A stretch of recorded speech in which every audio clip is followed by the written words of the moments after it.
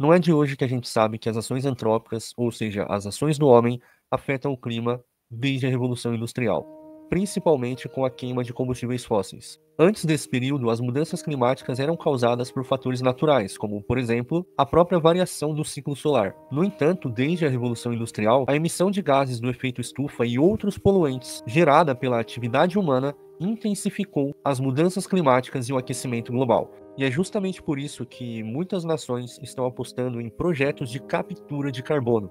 Alguns métodos de captura de carbono consistem em métodos de pré-combustão, onde o CO2 é removido do combustível antes da combustão, como por exemplo em processos industriais, onde é utilizado gás natural.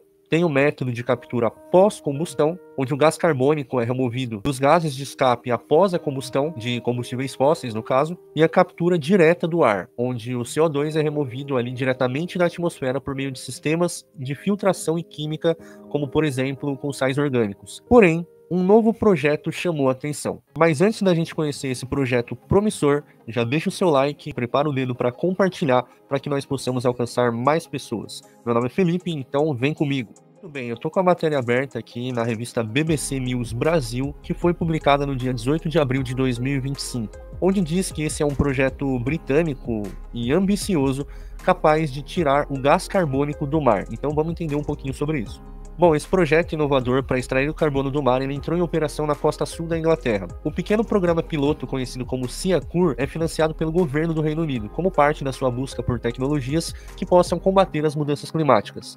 Existe um amplo consenso entre os cientistas do clima de que a principal prioridade é de reduzir as emissões de gases do efeito estufa, que é a principal causa do aquecimento global. E o que torna esse projeto interessante é que, diferentemente das opções convencionais, onde nós extraímos o CO2 ou diretamente da fonte ou diretamente da atmosfera, a gente está focando em tentar extrair esse gás carbônico ou CO2 diretamente do oceano, que é onde está concentrada a maior parte de gás carbônico. E o desafio desse projeto é tentar demonstrar ou mesmo testar se ele é de fato mais econômico energeticamente falando do que os modelos e métodos convencionais, como por exemplo aqueles de extrair o CO2 direto da fonte e até mesmo direto da atmosfera.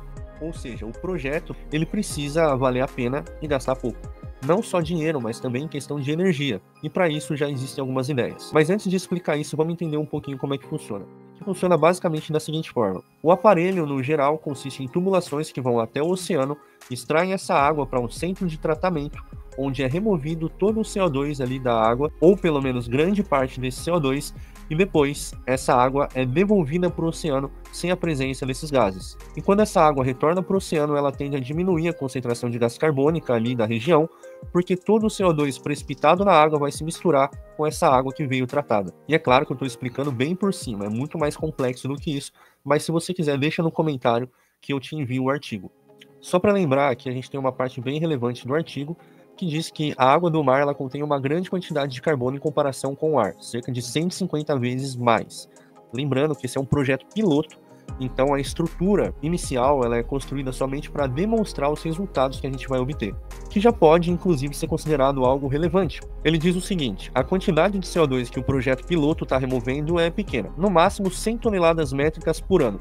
Mas olha só, em sua apresentação ao governo do Reino Unido, o SEACUR afirmou que a tecnologia tem o potencial para ser ampliada significativamente para remover 14 bilhões de toneladas de CO2 por ano se 1% da água do mar do mundo na superfície do oceano for processada. E como eu disse, para que isso seja possível, todo o processo de remoção do carbono teria que ser alimentado por um tipo de energia renovável, possivelmente por painéis solares em uma instalação que ficaria flutuante no mar, o que aí sim iria justificar o projeto para que ele não tenha grandes gastos energéticos maiores do que os convencionais que a gente já conhece. E aqui tem um comentário na matéria onde diz que capturar o carbono diretamente da água do mar é uma das opções.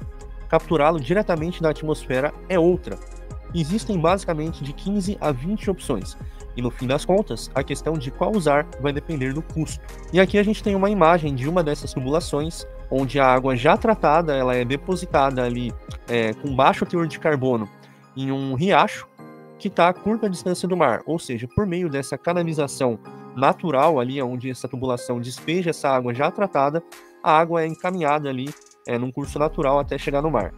O projeto Ciacur conta com o financiamento de 3 milhões de libras, cerca de 23 milhões do governo, e é um dos 15 projetos piloto que estão sendo apoiados pelo Reino Unido como parte dos esforços para desenvolver tecnologias que capturem e armazenem os gases de efeito estufa. E aí você poderia se perguntar, mas aonde vai parar o CO2 que eles extraem do mar? Existem algumas opções. Bom, é possível fazer um armazenamento geológico, ou seja, fazer com que esse CO2 seja aderido às rochas do planeta, assim como acontece no próprio ciclo do carbono aqui no planeta Terra, ou esse CO2 ele pode ser, enfim, vendido ou doado para empresas que precisam dele para alguma forma.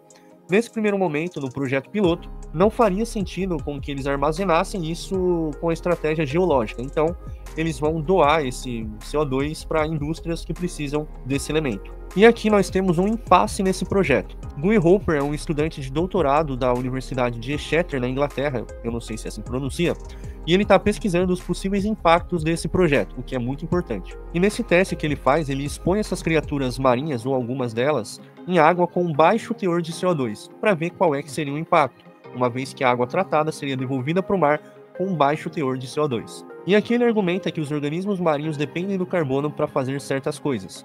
O fitoplâncton, por exemplo, ele usa o carbono para fazer a fotossíntese, enquanto que criaturas como os mexilhões usam o carbono para formar as suas conchas. Hopper conta que os primeiros indícios são de que o aumento significativo da quantidade de água com baixo teor de carbono poderia ter algum impacto sobre o meio ambiente. Ele diz: pode ser prejudicial, mas pode haver maneiras de mitigar isso, por exemplo, por meio da diluição prévia da água com baixo teor de carbono. É importante que isso seja incluído na discussão desde o início. Então, provavelmente, eles vão arrumar alguma forma para que eles não prejudiquem a vida marinha, para que o projeto possa fazer algum sentido. Bom, então é isso. Eu espero ter informado vocês de alguma forma, espero que vocês tenham gostado. Se você estava por fora, já deixa aí nos comentários, já responde a enquete, inclusive, se você sabia desse novo projeto e se você está antenado aí nas soluções que nós e as nações estão arrumando para tentar corrigir o rumo do planeta. Muito obrigado e até a próxima.